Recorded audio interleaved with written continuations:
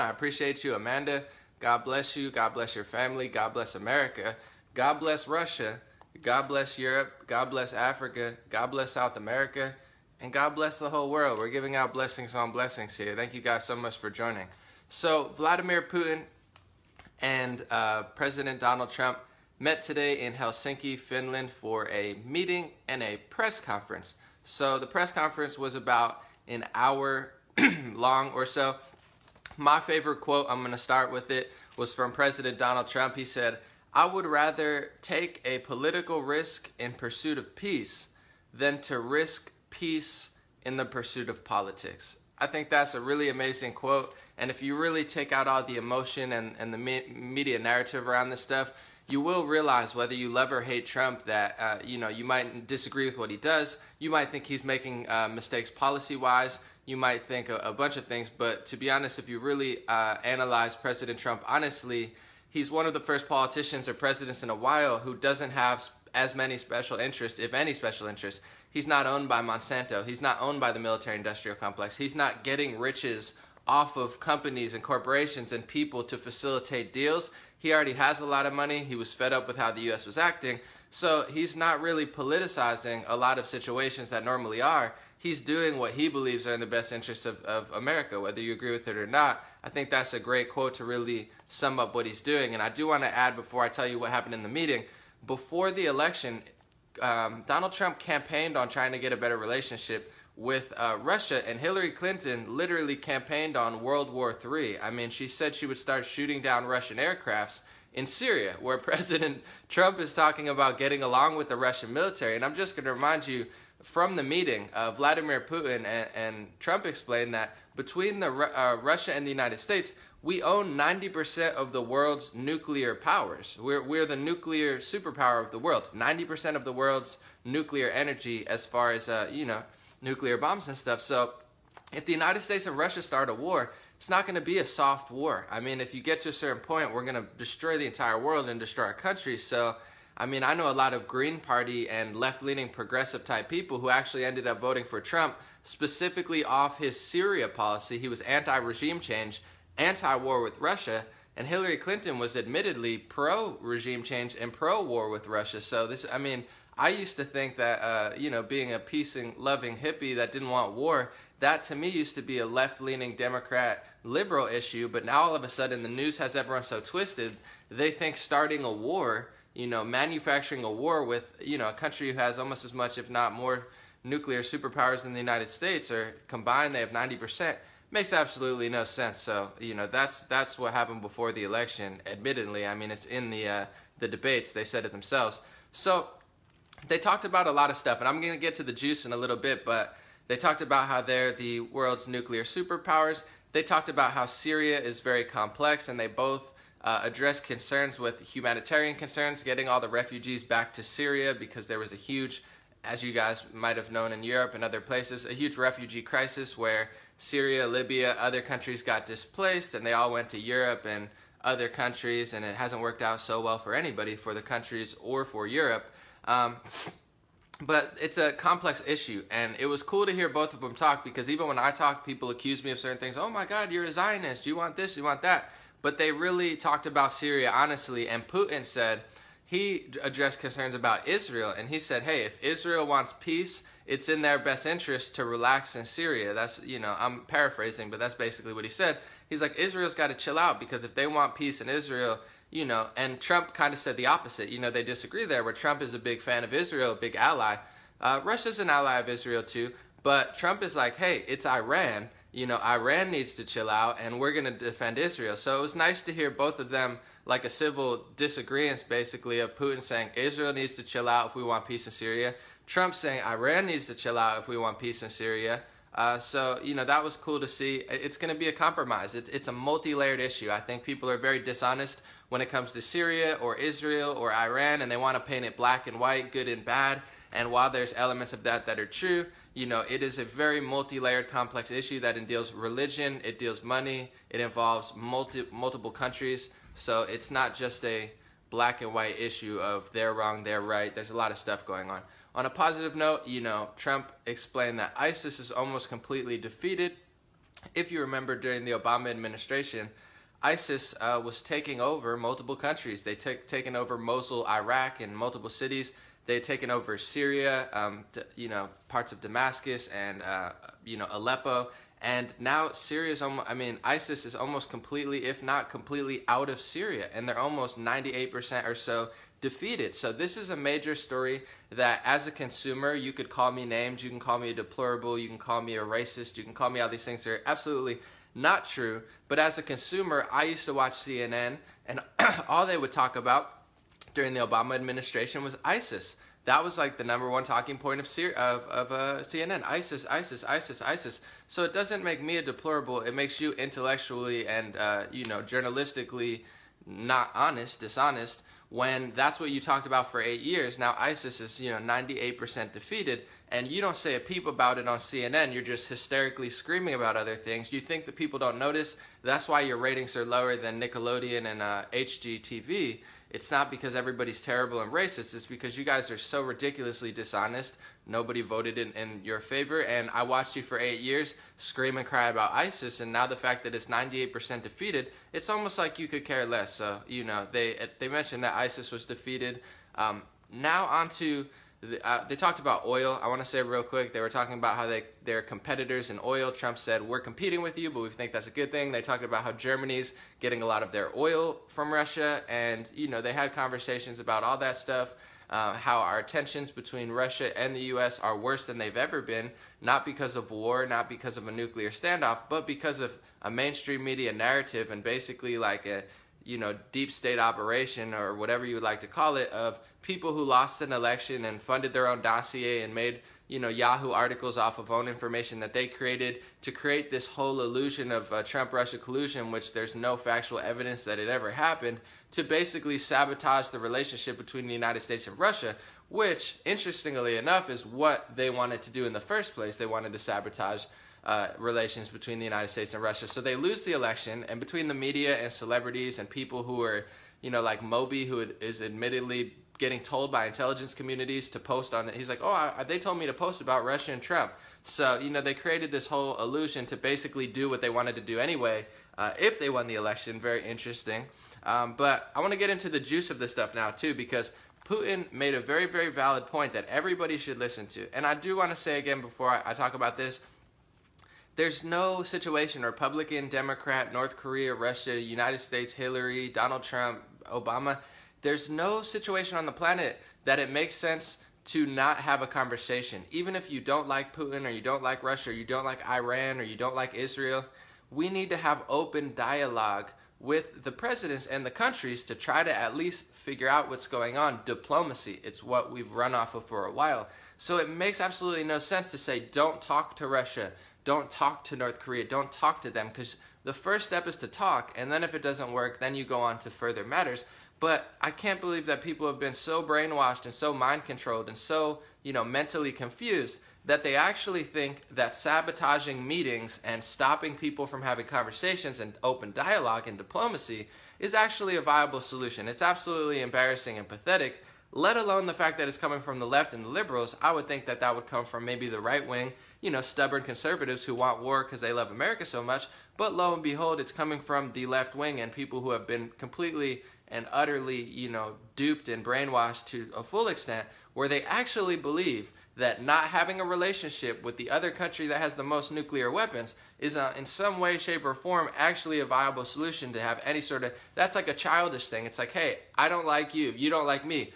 Let's talk about it. Should we talk about the things that we don't like and try to have a... No. I'm going to not talk about you, and I'm just going to run over there and talk about you, but never talk to you, and then I'm going to start a fight with you. I mean, it's just like, that's what a 2-year-old would do. That's what a 3-year-old would do. Unless you're a good parent, then your 3-year-old probably won't do that. But I mean, it's just so embarrassing on a psychological and a diplomacy level that people actually believe that Trump shouldn't talk to Putin and Trump shouldn't talk to Kim Jong-un, and that we should just run around the world and start shooting down, planes of people, and instead of actually having conversations. Straight up pathetic. I can't believe that that's actually a popular opinion, but that's how powerful the media is. They control the minds of the masses. So Putin made a very interesting statement. And I think that Robert Mueller should listen to this. I think that people who don't like Trump should listen to this. I think that everybody at CNN and MSNBC, New York Times and Washington Post should listen to this because it's very pragmatic. He said, Vladimir Putin said, in 1999, the United States and Russia signed a treaty. So the United States and Russia, whether you guys want to agree or not, we're actually not enemies. We've never been enemies. So much so, Mitt Romney ran a campaign saying that we got to watch out for Russia, and he was laughed at by the mainstream media. If you want me to embarrass your companies further, I'll go find those articles when you guys were laughing at Mitt Romney for even claiming that Russia was a big enemy. The World Cup this year was the greatest World Cup I've ever seen in my life. Just amazing games, brilliant stuff. That was in Russia. That was in Moscow, Russia. So they're demonizing Russia, even though the whole world is operating with Russia. Germany's taking oil with them. We work with them to defeat ISIS. It's just straight pathetic. But Putin said in 1999, we signed a treaty, the United States and Russia. Work together on criminal cases. That treaty is still in effect. So Vladimir Putin said, if you really want to get to the bottom of this Mueller and 12 Russians and Russia collusion stuff, send me a formal and an official request. Putin's like, we have a mutual agreement. If there's any illegal action, over the last couple of years, they've tried hundreds of people between Russia and the United States. The United States, under President Trump, warned Russia about computer bombs and stopped a whole terrorist attack in St. Petersburg. Putin thanked Trump because they stopped a terrorist attack. Here's how dishonest the media is, again, before I go on to it further. CNN put out an article months before. This was like in 2016 or 2017, I believe. And they said, oh my God, laptop bombs are being used in computers for terrorists. They put out the article. Then President Trump called up Putin, was like, hey, told him about the laptop bomb stuff just to stop a terrorist attack. And then CNN goes, oh my God, Trump leaked classified material. How is it classified material when it's in your newspaper 2 months ago out to the public? And then they have the audacity to lie and say that it's classified material when the United States is working with Russia to stop, extremist terrorist attacks. Once again, straight up embarrassing. But Putin said, we have a treaty. Call me. But here's the thing with the media that you'll find out and why they wanted to block the meeting. That's what a psychopath does when they don't have a rational argument to convince you with. They got to block you out. They got to censor you. They got to kick you off Facebook. They got to kick you off Twitter. They got to call you all these names and demonize you so they can't actually beat you intellectually. They have to stop the meeting. Don't talk. Don't let him say his side of the story because, oh my goodness, it's so well spoken and so rational and so logical, it's almost unbeatable. When you have someone who's honest and just doesn't give a F, like President Trump or Vladimir Putin, it's hard to disagree, or at least you have to have a valid argument, but that's why they have to demonize them so they can't compete with the content of what they're saying. So Putin said, 1999 treaty. We work together on criminal cases. We do it every year, but the media doesn't want to do that because if they work together with Russia or they actually do a normal process of what a democracy does, then they'll look foolish. So the only option they have is to just create mass hysteria. Oh my God, there's 2,000 kids separated at the border from their parents, and it was a law passed by Democrats and Republicans to stop kids from getting trafficked. That's why they get separated, not because they hate people. It's because the kids are being stolen and hijacked and smuggled and raped. So they're trying to, help these kids who get put in situations by their parents or by somebody else who's not their parent. But, Russia! Putin's like, tell me, what's going on? Send me a request. We can do it. And Vladimir Putin also says something very interesting. He said, but if we do that, I want it in mutual, that's our agreement. We send you criminal cases, you send us criminal cases. So if your criminal case is that you think that 12 Russians hacked the election, send us a request, we'll look into it, and we'll have normal dialogue like we always do. But he also said it has to be mutual because Mr. Browder, who was a United States British, look it up if you'd like to, businessman who worked primarily and made all of his money in Russia. He made, at a certain point, he was one of the biggest, revenue makers in Russia. He made $1.5 billion in Russia and didn't pay taxes. So Vladimir Putin saying, this guy who's an American is illegally doing business in my country. So if you want, I'll send you the 12 Russians. You send me this guy who made $1.5 billion, didn't pay taxes, and then funneled the money to the United States, and $400 million of that money went to Hillary Clinton's campaign, according to Vladimir Putin. He said the money was legally given to Hillary Clinton's campaign. He's not saying it's illegal to give money to her campaign, but he said that money was made illegally. So he's like, I'll give you the 12 Russians. You could come over to Russia and investigate all you want. You could use all our sources, use all our law enforcement, use all the data we have on these 12 people, but it's got to be mutual. So you give us the 12, we'll give you the 12 Russians, you can investigate. You give us Mr. Browder, who made $1.5 billion in Russia, didn't pay taxes, and then funneled $400 million of the money to Hillary Clinton's campaign. Wow, wouldn't that be something? But once again, as we always know, I mean, if you're actually being rational about it, I know people that don't like President Trump, millions of people that don't like President Trump. I know dozens personally, but they don't like Trump, but they know that this Russia stuff's a lie. I at least respect those people. They're like, I don't like Trump, I don't agree with his policies, I don't think he's the real deal yet, but this Russia collusion thing's fake, and I know that Hillary Clinton did this with Russia. I know that, like, it's all out there. I mean, now this is a new allegation that no one's ever even heard before. To add on to the New York Times allegation, this is not Anomaly, this is not Alex Jones, this is not InfoWars, this is not conspiracy. I'm reading a New York Times article. They said that the Clinton campaign got hundreds of millions of dollars in backdoor foundation deals with Russian oligarchs during the time that the United States gave 20% of the United States uranium to Russia. So I mean, this is so much collusion or possible collusion, and I'm not saying it happened, I'm not saying it didn't, I don't know. I'm quoting the New York Times. I'm not a conspiracy theorist, I'm sticking to the mainstream media articles, so I don't get censored on Facebook, because I wouldn't want to do that, because I don't do that. I don't make up stuff, and I don't pretend like I know stuff I don't. But once again, there's like all the evidence in the world that other politicians were colluding with Russia and foreign countries, and then just because they say it and emotionally say it, and you got to really watch this whole interview if you want, or a press conference, because Putin is very eloquent. He explains, he was like, you guys, basically there's no facts here. He's like, just because you have these opinions and emotions about it, he's like, great, cool, good job, good for you, but like, let's stick to the facts. Let's come look at all my information, make up, but like, you can't just emotionally scream and act like it bears some sort of democratic presence. Trump had some stuff to say because he got questioned by AP. And I do want to say, as an American citizen, as somebody who is somewhat of a journalist, I don't call myself a journalist because, not because I don't do journalism, but I think of myself more as a news analyst and a content creator.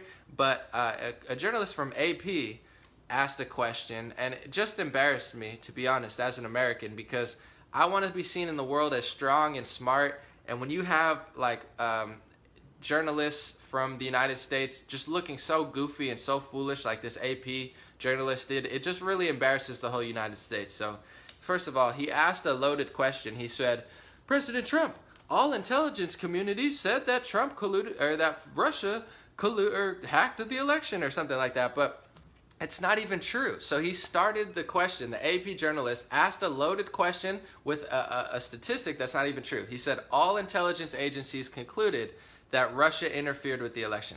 That was debunked months ago. That was debunked over a year ago. So you're regurgitating lies that have been debunked.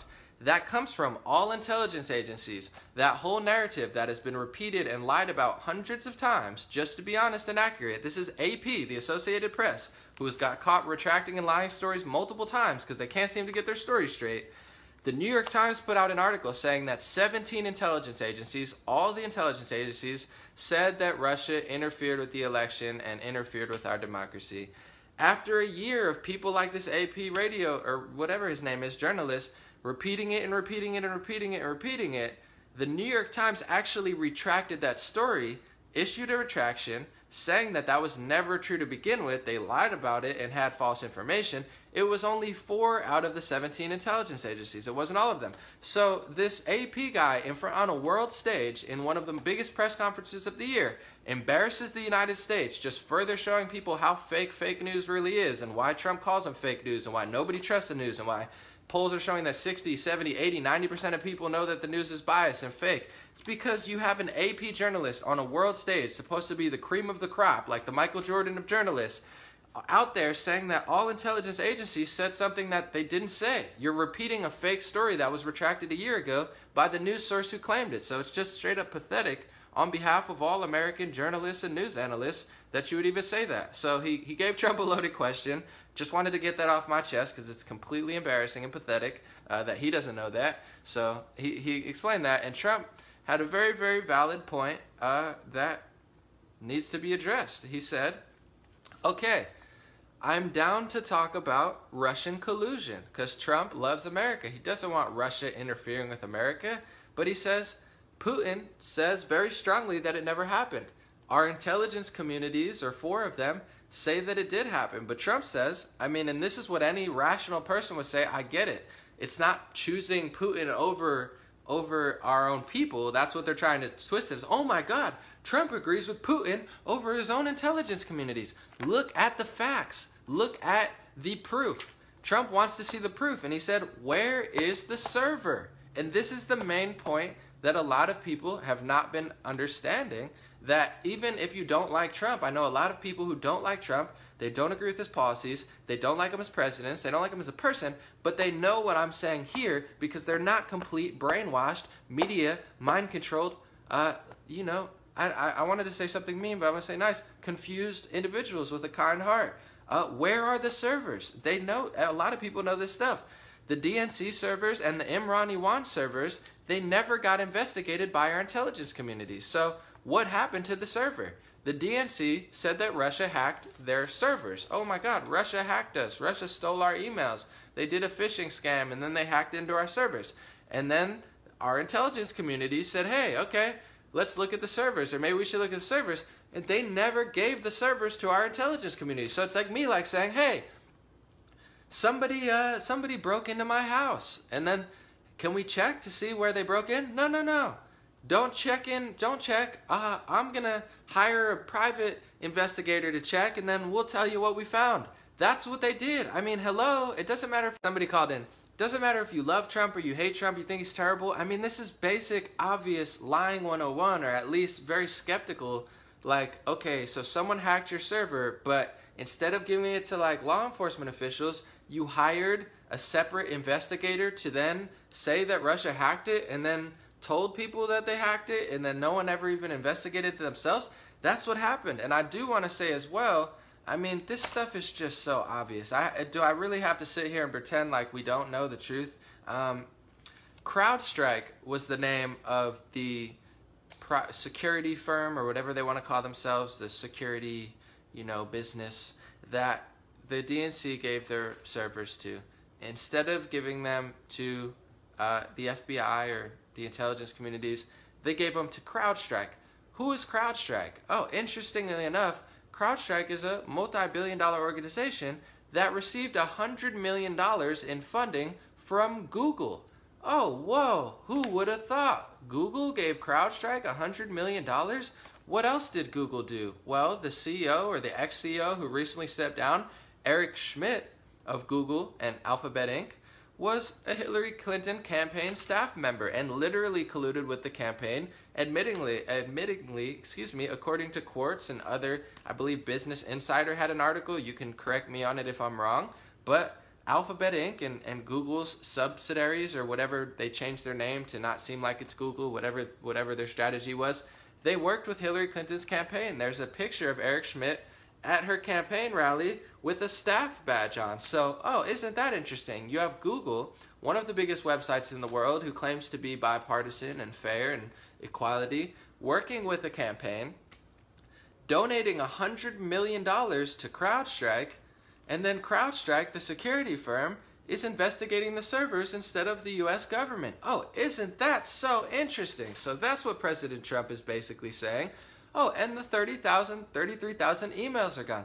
Where are those emails? So Trump is being very rational, logical, fair, and basically level-headed like any sort of a private investigator or, you know, intelligent citizen would be, by saying, I'm not saying I agree with Putin over our intelligence communities, but to be honest, what Putin is saying makes more sense than what they're saying. It's not because he's the president of Russia. It's not because I'm colluding. It's just because literally he's saying, I'll work with you. I'll give you the 12 Russians, but are you going to investigate this? Are you going to investigate this? Is it going to be mutual? Or is it going to be a one-sided, you know, affair where you just are able to claim whatever it is. Ooh, there's been collusion. And then you talk to James Clapper, who is the director of all the intelligence communities, national director of, I don't know his official title, but something like that, in charge of all the intelligence communities. They said, but sir, do you have any evidence of Trump-Russia collusion? No, we don't have any evidence. Oh, no, we don't have any. They don't have any evidence. So where's the servers? Trump wants to know.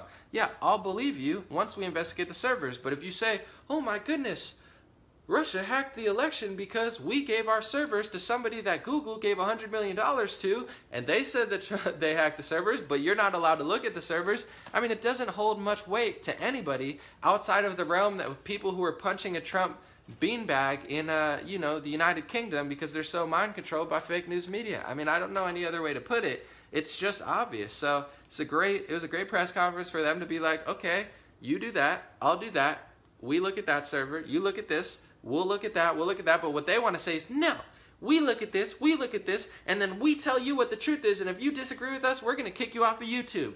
Like, they're literal fascist, like, ridiculous, anti-democratic people. They're anti-democracy. There's nothing democratic about anything that they're doing, from the media, from the election, from the hysteria, from the special counsel. There's nothing absolutely that makes sense of it. All made off of unjustified dossiers that they themselves created and funded to then give to news sources, to then work with intelligence officials who are admittingly now biased and anti-Trump. I mean, the stuff is just so obvious. It's hard for me to even talk about because it's just like, you know, watching like 1 + 1. It's like, does it equal 2? I don't know. Like, yes, but, well, no, but look, if you take the 1 and the 1, instead of adding it to 2, put it like that, it's a cross, and that's Jesus, and Trump likes Jesus, and Putin likes Jesus, so that's Trump, Russia, Jesus collusion, because 1 + 1, it doesn't equal 2, because you turn it sideways and it's there, and it's a cross, and it's Jesus, and they're terror. It's like, that's their logic, and it's like, okay, if you want to continue playing this game for 5 years, we can do that, or we can be rational and, you know, analytical and all these things. So Trump said, I like Putin's offer. That makes sense. He'll work with, he wants to, you know, use the treaty that the United States has had since 1999 to have diplomacy and, you know, back and forth criminal discussion, which no one cares about anymore. At least a Green Party member, Jill Stein, cares about. She talks about it all the time, even though I think she's pretty phony in other regions. She says, the United States has broken almost every single treaty that they've signed with Russia for the last 20, 30 years. And NATO has broken every single treaty that they've signed with Russia in the past 20, 30 years. This is Jill Stein saying that, not me. So if you think that's fake or, you know, misleading, you got to censor Jill Stein. Don't censor me. So, you know, she says, we're the ones breaking all the treaties. We have all these treaties with Russia, and we're like the psychopaths, like Russia, Russia, Russia, Russia. Yeah, I'm not saying Russia's great or perfect or extremely trustworthy, but we can't just break every treaty and lie about everything and then it's like mass hysteria, mass delusion. But Putin's saying, let's do what we signed up to do in 1999 instead of just using the media with the anonymous source to, oh my God, people freaking out in the streets. It's like, that's insanity. That's not diplomacy. That's not democracy. That is insanity, my friends, and it has reached domestically. So on that note, Trump likes Putin's offer, and Putin also mentioned something very interesting. He brought up George Soros, and in a way that actually made sense. I saw some American journalists who kept saying, oh my God, that's anti-Semitic. That's fueling the anti-Semitic conspiracy theories. There are people who are anti-Semitic. There are people who are extremely like anti-all Jewish people, which is anti-Semitism. But there's also people who just don't like specific individuals who happen to be Jewish. That's not anti-Semitic. Just like it's not racist to not like Don Lemon. Just like it's not racist to disagree with Maxine Waters. Doesn't mean you dislike all black people. Just means you don't agree with Maxine Waters and you don't agree with Don Lemon. Just like you can disagree with Ben Carson and not be racist, or Herman Cain. It's not a big deal. But overall, it's not anti-Semitism what Putin said, because it had nothing to do with that. And I do want to point out that George Soros is beefing with Israel. So I've even seen U.S. journalists try to say Israel is being anti-Semitic against George Soros. Isn't that something? The land of the Jews hates Jewish people, according to United States journalists.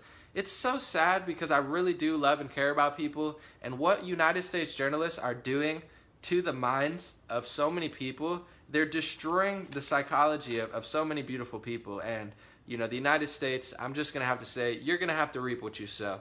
Everybody has to reap what they sow in this world, and karma is not going to be kind for you. If you're one of those journalists who are mentally destroying tens of millions of people out of your own delusion, karma will not be kind to you, my brother, but I wish you well. I hope that God has mercy on you.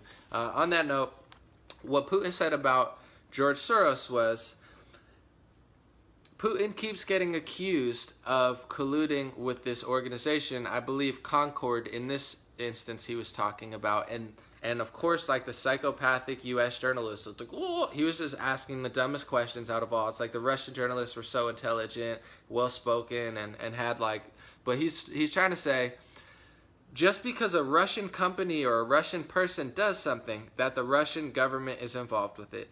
And that's what the mainstream media, that's what U.S. politicians have been hinting for a long time. They keep saying, oh my God, 12 Russians did this, that means it came from the Kremlin. Oh my God, this person did this, that means it came directly from Putin. Oh my God, this company did this, oh my God, they're working with the Russian government. So he made a very good example. To be honest, that makes a lot of sense. He says, is every single person in America working with the U.S. government? Like, if a company does that, are they all directly linked to the U.S. government?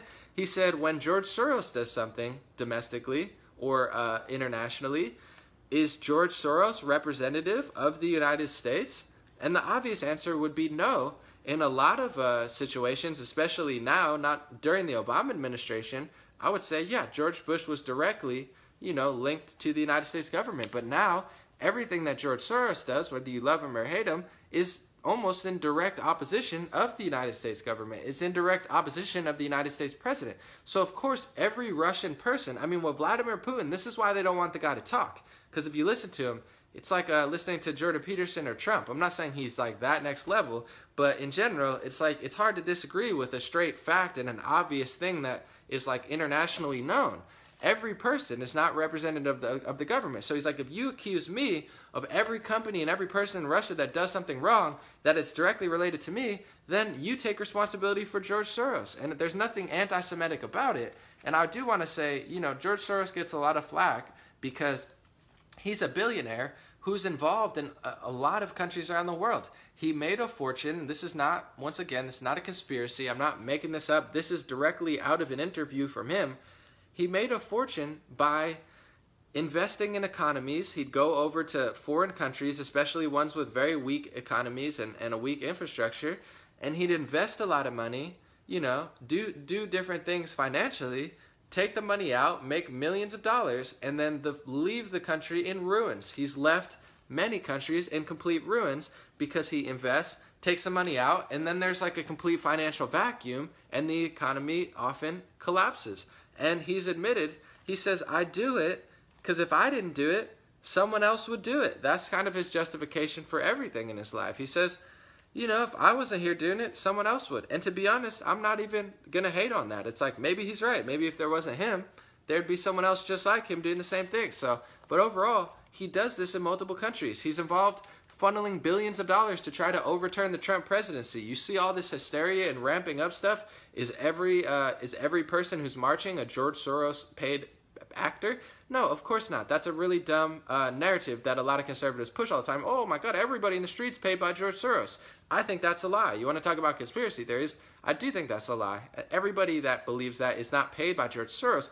But what George Soros does is spends billions of dollars in media, mass media, and other situations, and sometimes probably pays people too, but not everyone, to influence the elections, to, get Hillary Clinton to win, to overturn Trump, to overturn Brexit, to do this in this country, to do that in that country. So there's nothing anti-Semitic about it. What George Soros does has nothing to do with what Roseanne does, has nothing to do with what, Netanyahu does, has nothing to do with what Jared Kushner does. All Jewish people are different, and they have different politics, very much so, especially in the United States, very polarized, as it is in Israel. So Putin says, if you want to blame every Russian who works for or in Russia, that they are working on behalf of me, then you take responsibility of George Soros. He's an American. Is everything he's doing in America's interest? No, of course not. It's actually directly in relationship. Or it's directly against what the United States is trying to do right now, which is why George Soros is often not welcomed in many countries. He's not very welcome in Russia.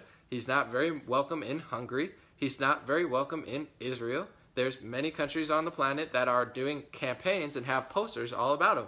So he's Hungarian and Jewish, and Hungary and Israel are among the two countries that don't really even like him there. So this is just an interesting situation that people need to understand. Every Russian, just because the media says, oh my God, that person in Russia is working with the Kremlin, doesn't mean it's true. It's like a Russia scare that's way far beyond McCarthyism. It's like almost uncomparable to anything we've ever seen. It's just complete delusion. You say it, and it's so bad that I get accused of being a Russian bot. Every conservative thing, every Trump thing. Why do you think the Democrats are losing? Why do you think liberals are losing all over the world? Why do you think the Sweden Democrats, who are actually the conservative party, even though their name's Democrats, don't get skewed, why do you think the right-wing party is going to win in Sweden? Why do you think the right-wing party won in Ontario? Why do you think the right-wing party won in Italy? Why do you think the right-wing parties are overtaking liberals everywhere? It's because of this type of stuff. A walk away, a gay hairdresser from the New York City, who literally has pictures of him being like super, super liberal, like I hate guns, I love Obama, like literally 2 years ago, had an awakening. And then you say in mainstream news publications, why do you think Trump calls them fake news? You say, oh my God, the walkaway campaign is totally fake. It's a Russian bot. And then there's a black woman on Twitter who's like, has a video footage of her literally speaking. You could see her. She's a real person.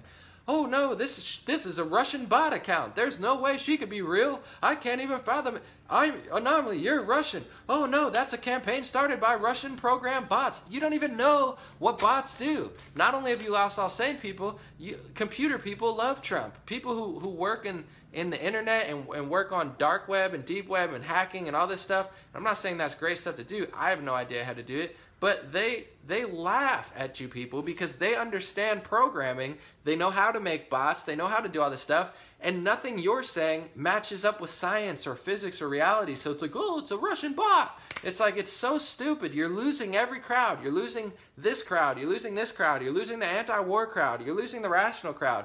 You clearly are losing the conservative and Christian crowd. You're losing this. You're going to lose the feminists soon too. Oh, Scarlett Johansson, she's a feminist, so we want to give her money and we want her to get a job, but she's playing a transgender role, so it's the oppression Olympics. Transgender's more oppressed than women, even though, is it a man? No, well, Scarlett Johansson can't, no, we got to take her money away, we got to take her job away. It's like Scarlett Johansson's probably going to vote for Trump now. She's like, God dang it. She's like, these silly, liberals are freaking my life up. Sorry, a little tangent, but it's like, at what point do you just stop calling everyone Russian bots? It doesn't make any sense. And the last question that was asked by, of course, a deranged United States journalist who's embarrassing us on a global scale by not only asking a fake question, President Trump, all intelligence communities said that Trump and Russia work with the United States. Are you going to disagree with all the intelligence communities? Dude, that's a retracted story from the New York Times. They retracted it like 6-7 months ago, and you're sitting there on a global scale asking a fake question. How do you even have a fake question? Because it's a loaded question with a statement in it that's a fake statement that's off of a debunked. I mean, this is supposed to be the AP, the best of the best, AP, going to Helsinki, Finland. I mean, this is so pathetic. The news is just so pathetic. I'm just embarrassed. Does the Russian government have any compromising material on President Trump or anyone in his family? We're talking about millions of lives in Syria. We're talking about like people's lives on the line, a refugee crisis that's affecting billions of people worldwide. And his big question is, does the Russian government have any compromising material on President Trump or his family? These are sick people. I mean, AP and United States journalists, you should be disgusted with your pathetic selves. And I don't like to say mean things to people often, but you're really going to have to reap what you sow here. Your karma's coming ridiculously strong with how pathetic you are. You're like begging and hoping that they have compromised material on somebody in Trump's family. Like, oh, maybe they have a naked picture of Melania Trump. Haha, we got him. Trump's peeing on. It's like, what's wrong with you people? So, of course, Putin says, no, we don't have any compromised material on Trump. Trump came here. I didn't even know he was here. There's 500 United States businessmen here. Like, we're not paying that much attention. People go back and forth between Russia all the time. It's not 1960s, okay? It's not the Cold War era. It's not World War II, which, to be honest, Russia was our biggest allies according to history, so we're acting like they're our biggest enemies now. They don't record everybody and just, you know, use it against them. He's like, no, I don't have compromising material on Trump and Russia. That's a fake story, just like the fake dossier that was funded politically to, you know, give justification to spy on the Trump administration and make up this whole mess. So overall, was an amazing press conference. I loved it. Check out the whole thing if you would like, but I do think I did a pretty accurate, very, very good full circle analysis of it. President Trump is a very blunt, honest person, and he's not politically charged. He loves America. He doesn't need the money. He just wants to clean up a lot of the mess, whether you agree with him or not. So it's always great hearing Trump talk, because it's like, hearing Trump talk, I love it every time. I'm like, man, what a great era. We have a politician who's not a politician. He's not up there BSing. He's not saying fake things and taking money from Monsanto and taking money from the military industrial complex. He's out there just doing the thing, crushing the whole establishment that lies to everybody, the media, the fake politicians who started all these wars, all of the politicians who are drone striking civilians and, you know, creating a refugee crisis and creating a mass terrorism crisis. He's destroying those powers, laughing at them. And then you have Vladimir Putin, who I'm sure I'm going to get demonized about this, but I don't really care. I enjoy listening to him, and I think a lot of people do. That's why they don't want you to hear him, to be honest. The last time that Vladimir Putin was on United States television was when he was on Megyn Kelly's show. Megyn Kelly had this big new show on NBC where she was interviewing Putin, Trump, and Alex Jones back to back to back. And it went so badly for Megyn Kelly that she lost her show, her political show, and they said, you know what, you probably shouldn't do politics, just stick to doing like a regular talk show, because you completely ruined your career in 3 days by talking to Trump, Putin, and Alex Jones. And she didn't do it because talking to them is so horrible and that she looks so good. She did it because Trump made her look extremely foolish. Alex Jones made her look extremely foolish because he had a whole like little meltdown and used other clips that they didn't show on TV. And Putin made her look extremely foolish. It's a viral video clip of Putin embarrassing her because she's coming with these, it's like coming at somebody who has facts and knowledge and wisdom and like rationality versus a hysterical emotional people who've been indoctrinated with lies. So she's like, Trump colluded with Russia, blah, blah, blah. And Putin just sits there calm, cool, and collected and like explains just like what's going on, where's your proof. She doesn't know. She looks really, really dumb on a world stage, gets millions of views, and tanks her entire show. So it's like, that's why they don't want you to listen to Putin, because he's very eloquent in his way of speaking. And I do want to say too, when you listen to like English soccer hosts, like the way they speak is just eloquent. You know what I'm saying? As somebody who's interested in linguistics and stuff, they just have a beautiful way of speaking. The English people, British people, like they don't just say, oh, he shoots the goal, he scores, like, which is fine, you know, that's the American way. But they're just like, oh, brilliant strike off the post, what a, you know, they're like, what a delicious strike. Like they always use words you would never think of using in a soccer game, and you're just like, man, these guys they have such a beautiful way of speaking. Although Putin, I don't quite understand what he's saying in Russian. I don't speak Russian. The translation of it, he's very eloquent in his way of like taking down certain situations. Not only is he logical and rational about it, but, and I'm not saying everything he's doing is perfect, but it's just like the way he like breaks it down. He just made Megyn Kelly look pathetic. Sorry, Megyn Kelly. I'm sure you're a great person. Actually, I know you are. I know people that are very great people that say you're a great person. But, you know, Vladimir Putin did not make you look good. And then you have Putin up here, and he's answering the questions, and, like, the way he speaks is really eloquent, and he has, like, a nice way of tying words together to just be, like, he's like, I get it, like, you guys have perspective, like, you know, I don't know exactly, but he's like, you guys have skewed perspectives based off, like, your election preferences, and, you know, that's clouding your thoughts. He was like, I get it, but, like, where's your facts? Like, I understand. He's like, that's quite normal that you feel that way, but what's not normal is this whole like explosion of your democracy. So it's just it's a great interview in general. I say listen to everyone. People get mad at me from both sides. I say listen to President Trump, listen to Vladimir Putin, listen to Hillary Clinton, okay? Listen to Barack Obama.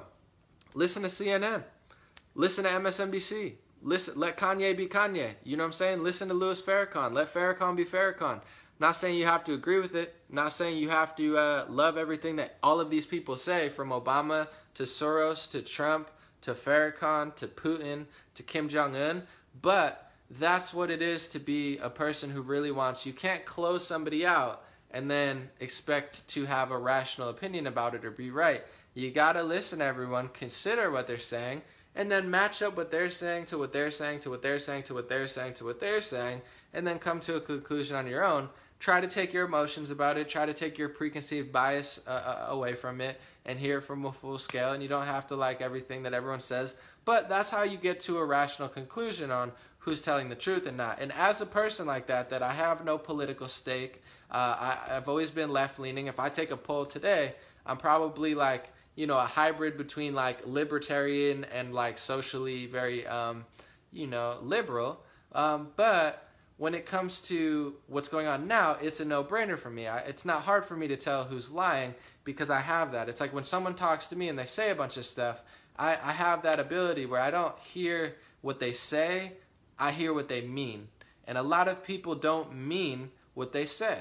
That's why I like President Trump, because he just does it. You know, he might misspeak sometimes, or he might say something that's aesthetically off-putting, but his actions drive through. He follows.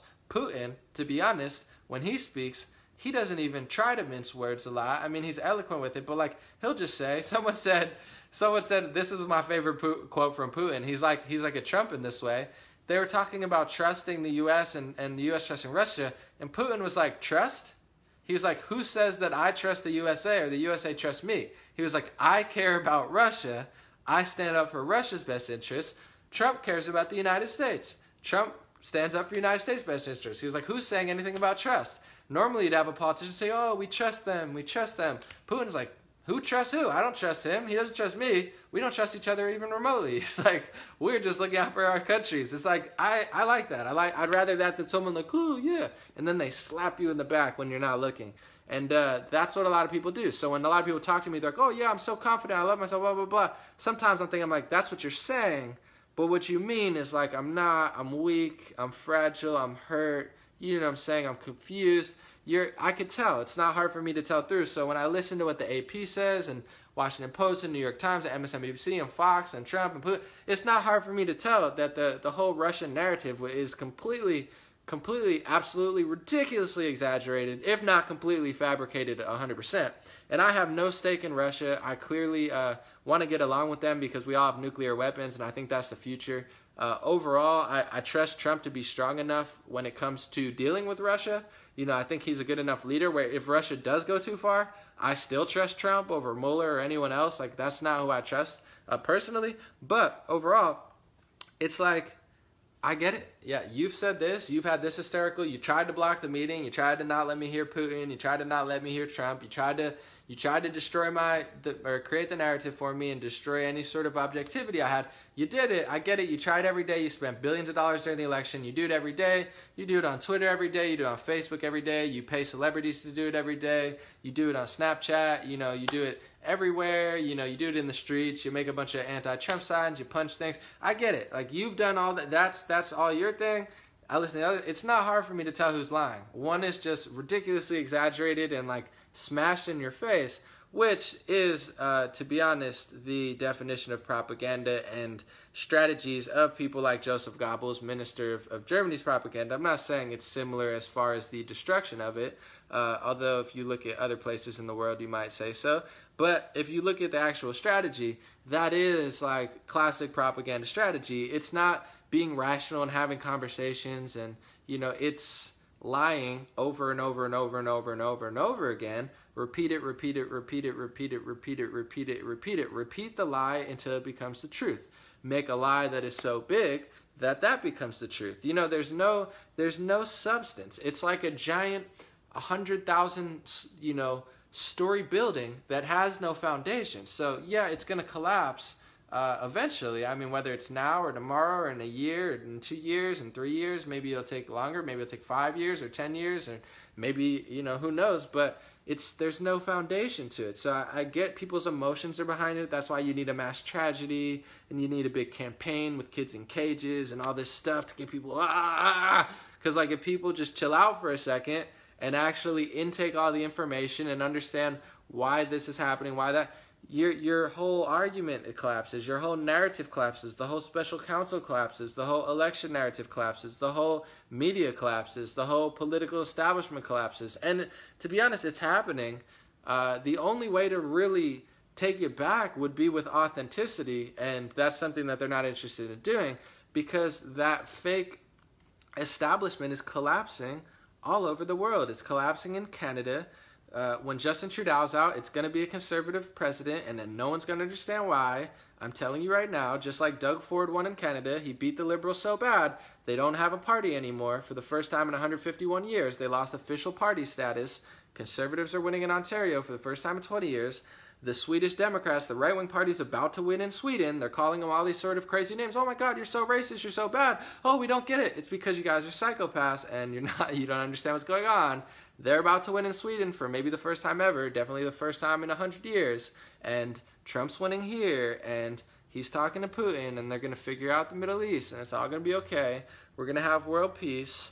We can relax. It's a beautiful time to be alive. It's always better to talk to somebody than it is to talk about somebody and just make up your own situation. So overall, amazing, amazing, amazing summit. I love hearing Trump speak. I love hearing Putin speak. I don't like hearing the AP journalists speak, but it is good for humor. It is comedy. Everyone deserves their freedom of speech, and everyone deserves to listen to everybody and come up with a rational conclusion. So another historic day for the Trump administration. Hundreds of days of winning. It's just so much winning that I almost need to take a nap from so much winning. I'm almost getting bored of it, but losing is no fun, so let's keep the winning alive, because anytime too much winning happens, then there's like some sort of mass tragedy and everyone cries for a week, so let's not have that happen. Great summit. All that stuff happened. A lot of good dialogue, a lot of good discussion. Now a lot of good, I don't want to say pressure, but back on the media. Putin and Trump laid out some very rational, logical, level-keeled stuff, saying we'll work with you, but it needs to be mutual. So the ball is now in Mueller's court and the media's court, and it's going to be interesting to see how they handle it. But I do not have high hopes. I'm sure they're already just screeching and freaking out and saying the same things they said for the last 3 years. So I doubt that they've learned any sort of lesson from today. But, that's why we're here. So it's a blessing. With every curse comes a blessing. So that's why we're even here in the first place. Thank you so much for joining.